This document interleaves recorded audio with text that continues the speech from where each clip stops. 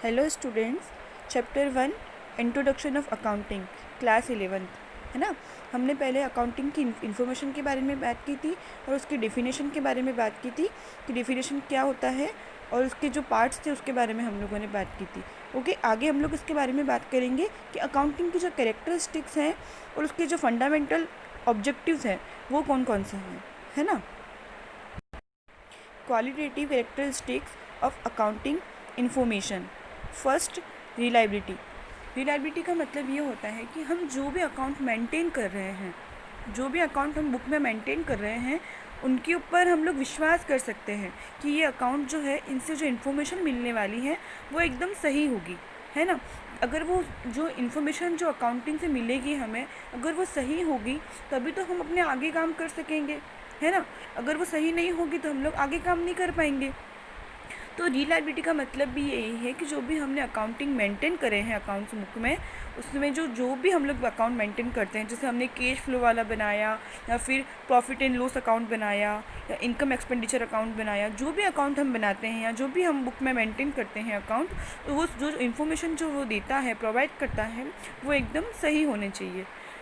Second है इसका relevance. Relevance का मतलब ये होता है कि जो भी वो हम लोग अकाउंट बना रहे हैं, है ना, जो भी हमने अकाउंट बनाया है उससे मिलने वाली जो भी हमें इन्फॉर्मेशन है उसका सही से हम लोग यूज़ कर सकें। सही से यूज़ किस लिए करेंगे? अगर जो भी इन्फॉर्मेशन हमें मिली है उससे हमें जो फ्यूचर में जो डिसीजंस लेने हैं, है ना, जो भी डिसीजंस अगर हमें लेने हैं तो वो जो हमें इन्फॉर्मेशन मिली है वो हमें काम आएगी। तो अकाउंटिंग जो है वो रिलीवेंस भी होती है, वो हमें आगे इन्फॉर्मेशन भी देती है।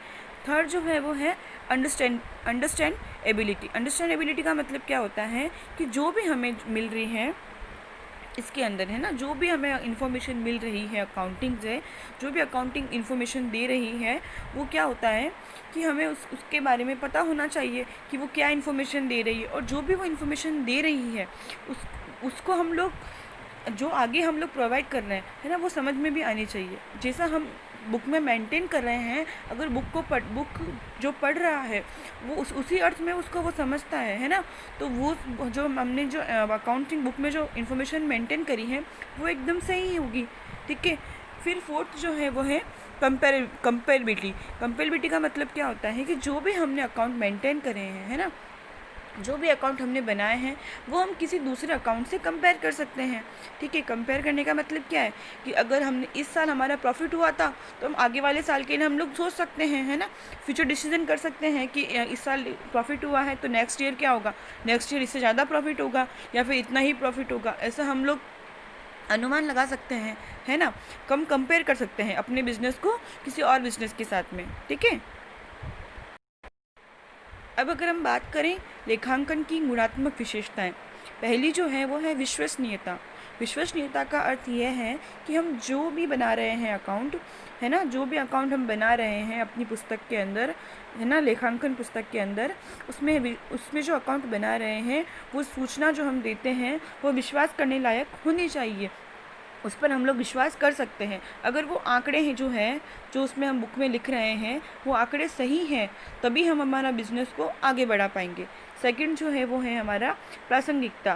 प्रासंगिकता का अर्थ ये है कि जो भी हमें सूचना मिल रही है ना, जो भी हमें सूचना मिल रही है उसको हम लोग आगे अगर प्रोवाइड कर जाते हैं, ठीक है। अगर मान लो कि हमने कोई भी अकाउंट मेंटेन किया, जैसे इनकम एक्सपेंडिचर अकाउंट हमने मेंटेन किया, उसमें हमने आने वाली सारी इनकम्स लिखी और जो भी खर्चे हैं वो सारे हमने एक्सपेंडिचर वाले पार्ट के अंदर लिखे। अब जो इनकम और एक्सपेंडिचर वाली जो पार्ट है इसमें हमने ढंग से लिखा, अगर उसको ढंग से मेंटेन किया है, तो अगर हम आगे फ्यूचर में जो हम लोग डिसीजन लेंगे, है ना, जो भविष्य में जो अनुमान लगाएंगे, जो पूर्वानुमान लगाएंगे, है ना, उससे वो जो होंगे वो एकदम सही हो पाएंगे, ठीक है। थर्ड जो है हमारी वो है बोधगम्यता। बोधगम्यता से तात्पर्य यह है कि जो भी लेखांकन की जो प्रक्रिया है ना, जो भी लेखांकन की जो प्रक्रिया है उसमें जो पुस्तक में हम जो मेंटेन कर रहे हैं, है ना, लेखांकन में जो पुस्तक हम मेंटेन कर रहे हैं उससे जो हमें सूचना मिलती है वो सूचना उस बुक को पढ़ने वाले को भी उसी अर्थ में समझ में आए, है ना। ये लेखांकन की गुणात्मक विशेषताएं। फोर्थ जो है वो है तुलनीयता। तुलनीयता का मतलब ये होता है कि जो भी हम लोग अकाउंट बना रहे हैं उसको हम लोग तुलना कर सकें, ठीक है। तुलना से तात्पर्य ये है कि अगर हमने इस साल ये अकाउंट बनाया और पिछले साल हमारा वो अकाउंट था, ठीक है, प्रॉफिट एंड लॉस अकाउंट हमने इस बार भी बनाया और पिछले साल का हमने प्रॉफिट एंड लॉस अकाउंट वो भी देखा। तो दोनों को हम लोग तुलना कर सकते हैं कि पिछले बार कितना प्रॉफिट हुआ था और इस साल कितना प्रॉफिट हुआ है, या आने वाले साल में हमें कितना प्रॉफिट होगा, ऐसा हम लोग पूर्वानुमान लगा सकते हैं, ठीक है। ये तो बात हो गई हमारी विशेषताओं के बारे में, है ना। अब हम लोग बात करेंगे ऑब्जेक्टिव्स ऑफ अकाउंटिंग। अकाउंटिंग जो है उसके ऑब्जेक्टिव्स क्या क्या होते हैं ना। जो पहला है वो है maintenance of records of business transactions, ठीक है। जो बिजनेस ट्रांजेक्शन्स जो होते हैं उनके जो रिकॉर्ड्स होते हैं उनको हमें मेंटेन करके चलना पड़ता है ना, कि हमें जो भी लेन देन जो हो रहे हैं, ठीक है, जो भी लेन देन जो हम लोग कर रहे हैं उसके अंदर उनको हमें लिख कर चलना होता है कि हम लोग इस बुक में ढंग से मेंटेन करके चल रहे हैं उनको, और इस बुक में हमने इसको लिखा है। उनको लिखना जो है, लिखने का तरीका क्या होता है कि उसे हम डेट वाइज लिखेंगे, है ना, कि इस डेट को इतना ट्रांजेक्शन हुआ, इस डेट को इतना ट्रांजेक्शन हुआ। लाइक हमने जैसे कि गुड्स खरीदा, है ना, गुड्स परचेज़ किया तो गुड्स को हम लोग इस डेट में लिखेंगे। फिर उस गुड्स को हमने सेल किया तो उस डेट को लिखेंगे। इतना कैश आया, ठीक है, इतना क्रेडिट हुआ, इतना ये डेबिट हुआ, उसको हम लोग इस तरह से मेंटेन करके चलेंगे, है ना। तो बिजनेस ट्रांजेक्शन जो भी होते हैं उनको हमें रिकॉर्ड करके रखना होता है, ओके। सेकंड हमारा है calculation of profit in loss, है ना। बिजनेस में सबसे मेन जो चीज़ है वो यही है कि calculation of profit in loss.